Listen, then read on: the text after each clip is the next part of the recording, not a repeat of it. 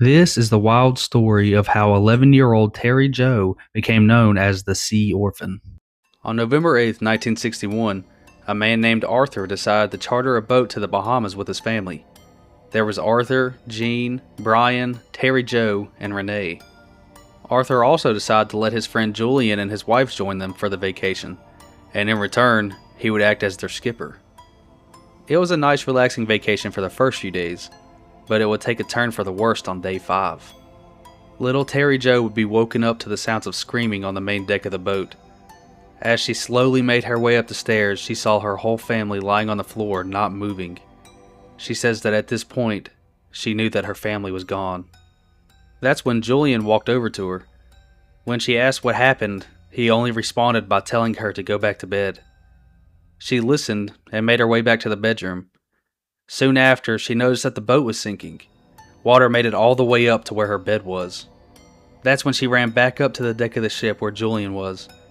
When she asked if the boat was sinking, he said that it was, and he handed her a line to a dinghy, but the line slipped through her fingers and into the water. Julian then dove into the water and swam to the dinghy. That was the last time Terry Joe saw him. She then remembered that there was a small life raft in the bottom of the boat. After dragging it off the boat, she would sit on it, watching her whole life sink to the bottom of the ocean. On day 2 on the life raft, she had to endure a freezing cold thunderstorm. On the 4th day, she began to suffer from a heat stroke. Finally, on the 5th day, a ship passing by spotted her and helped her to safety. Once finally back on dry land, she began to get a lot of media attention. This helped her learn that Julian had been sharing a totally different story. Julian had everyone convinced that the ship basically fell apart all at once. He said that the 2 wives were both injured when the mast and the rigging collapsed, and gas lines in the engine room had ruptured, causing the ship to catch fire before sinking. Once he learned of Terry Joe's incredible survival, he ended up taking his own life.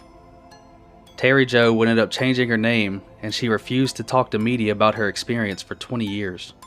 It is believed that Julian planned to unalive his wife to collect insurance money, and someone saw what was happening and tried to confront him, and everyone else besides Terry Joe would end up involved in the confrontation.